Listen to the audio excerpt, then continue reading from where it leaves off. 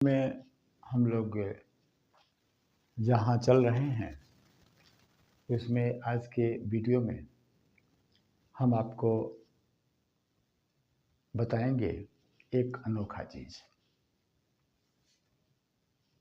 उसमें ये बात है कि अगर कोई शब्द ऐसा आए जिसमें दो भवेल ही आए एक के बाद एक, उस स्थिति में हम क्या करेंगे।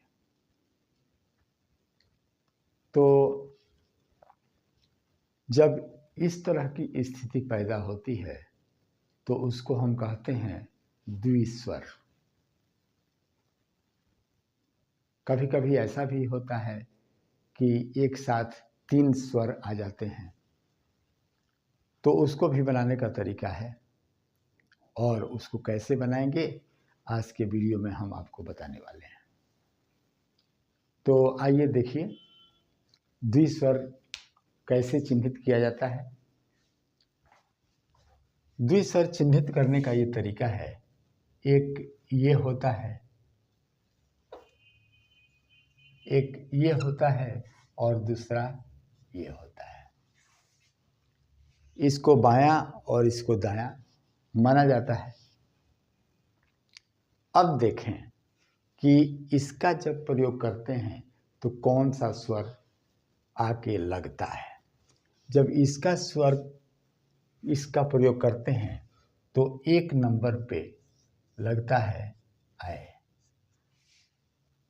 दूसरे नंबर पर लगता है,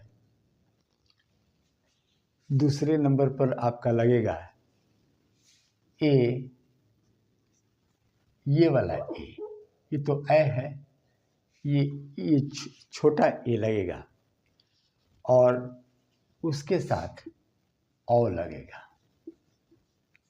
और तीसरे नंबर पे ई लगेगा। बड़ा ई भी हम लगा सकते हैं।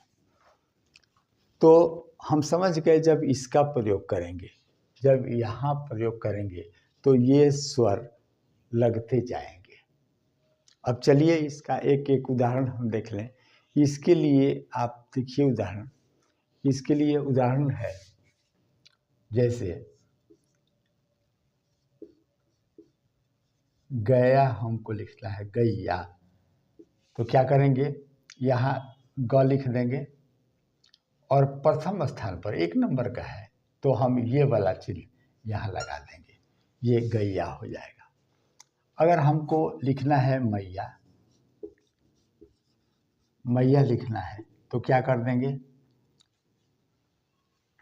मैया ये वाला नहीं बल्कि ये वाला, इस तरह मैया अगर हो मैया तो हम क्या करेंगे, म लिखेंगे और ये वाला चिन्ह लगा देंगे।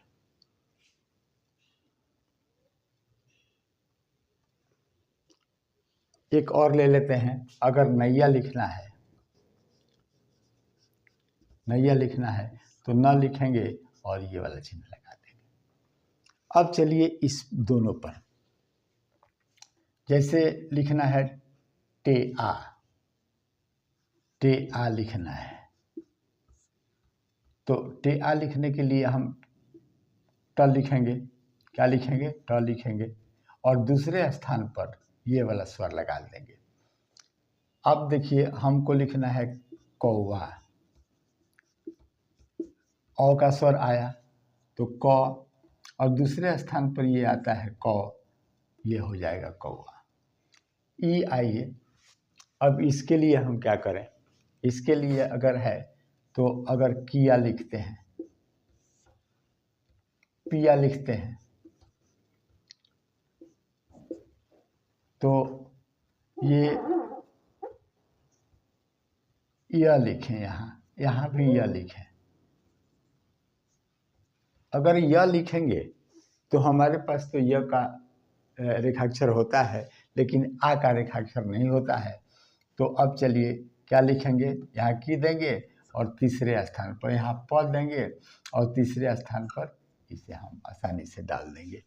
तो ये रहा, ये इसके लिए यानी बाएं के लिए। अब दाएं के लिए चलें, दाएं के लिए चलें तो दाएं के लिए प्रथम स्थान पर क्या होता है, ये पहले सोच लें। दाएं पर प्रथम स्थान पर होता है आई।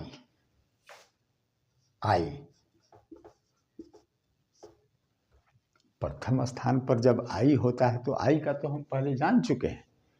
आई का इस तरह जान चुके हैं कि जब हम देंगे तो आई हो जाएगा।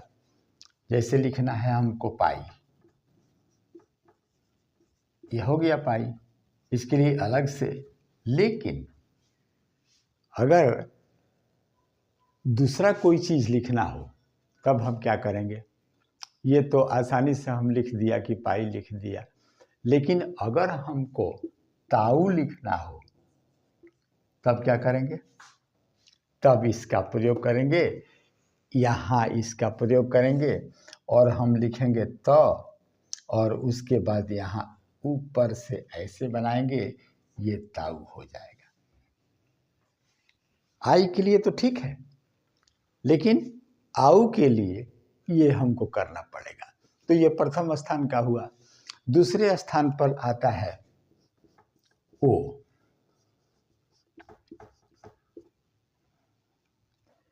ओ जैसे है हमको लिखना है पो आ, दूसरे स्थान पर यही पो आ,